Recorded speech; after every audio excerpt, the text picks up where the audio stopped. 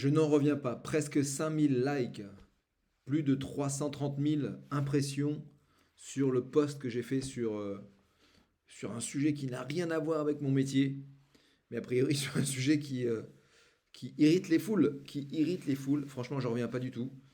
Euh, je suis scotché et je veux juste vous partager effectivement ce sujet. En fait, tout part d'un poste parce que moi j'habite à la Grande Motte et près de chez moi, il y a énormément de routes à deux fois deux voies, donc des lignes droites. J'habite un peu dans la Camargue, à la Grande Motte, hein, donc c'est entre la Camargue et Nîmes. Et donc voilà, c'est plat. Et il y a de grandes lignes droites ponctuées de ronds-points. Et ces lignes droites sont limitées à 90 km/h. Or, et donc il y a, oui, petite précision, il y a plus de 20 ans, j'ai commandé l'unité de sécurité routière dans tout le département du Gard. Et je suivais l'accidentologie de tous les axes de ce beau département.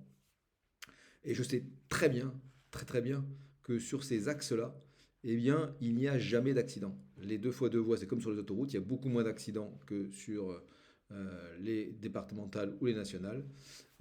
Et pourtant, eh bien, on y trouve régulièrement des radars chantiers. Et donc, suite à la présence d'un radar chantier, certes, alors cette fois-ci c'était dans une zone chantier, mais quand même, ça portait plus qu'à polémique par rapport à la manière dont il était positionné, c'est-à-dire pas là où les employés des services BTP travaillaient. Et effectivement, je voyais en allant au cabinet tous les jours, je voyais à chaque fois que je passais, alors moi je respectais la limitation, mais je voyais derrière moi, devant moi, des gens qui se faisaient flasher. Le radar n'arrêtait pas de crépiter. Et vraiment, ça m'irritait au plus haut point. Et un jour, je passe devant ce radar.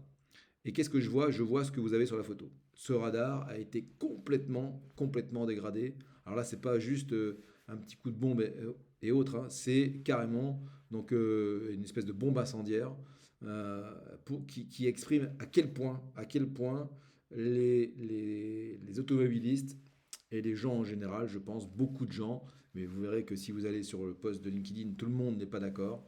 Et heureusement, j'ai envie de dire, il y a toujours des gens voilà, qui penseront le contraire, et c'est très bien comme ça permet de débattre. Mais donc, il y a de la colère, il y avait de la colère dans cet acte-là. Et je concluais mon poste en disant que voilà, pour moi, c'était quasiment presque enfin pas presque, je l'ai qualifié comme ça, un acte citoyen. Parce que, je le dis souvent, c'est un peu comme avec les enfants, si une sanction, si une punition n'est pas comprise, et s'il y a de l'injustice lorsqu'elle est rendue, lorsqu'elle est exprimée, eh bien, ça provoque de la colère chez les citoyens. Et c'est ce qui s'est passé sur ce radar. Et j'explique un petit peu mon parcours, j'explique que j'étais jeune capitaine à l'époque, commandant des motards du Gard. Et c'est moi, à l'époque où Sarkozy et le président Chirac avaient lancé le grand chantier national de la sécurité routière. J'avais déterminé les emplacements des premiers radars fixes dans le département, et on avait mis ça, comme je l'explique dans le post, je mettrai le lien en commentaire, hein. Et on avait bien sûr choisi les emplacements où il y avait des tués, où il y avait des blessés, hein, donc pour ces radars fixes. Et depuis, donc les radars chantiers, c'est très bien les radars chantiers, hein, c'est-à-dire c'est les gens les automobilistes dans les zones de chantier parfois roulent comme des malades. Donc pour faire ralentir les gens, c'est super. Et c'est beaucoup mieux que des gendarmes.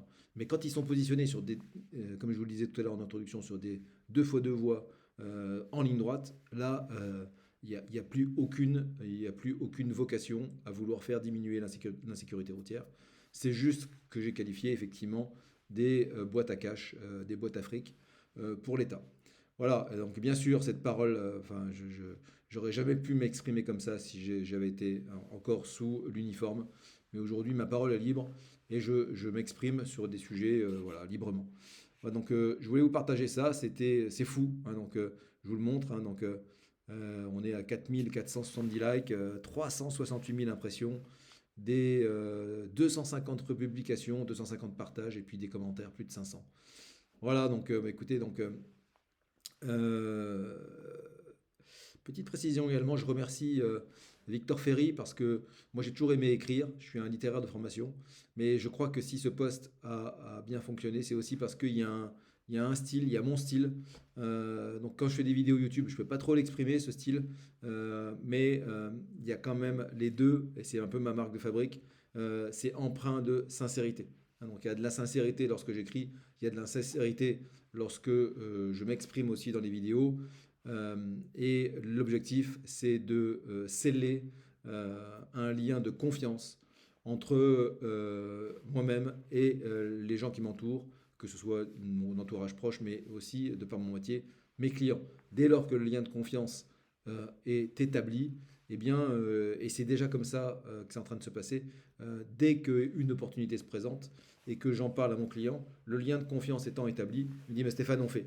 Voilà, et donc je peux vous dire que quand vous êtes arrivé à ça dans mon métier, c'est vraiment extrêmement gratifiant.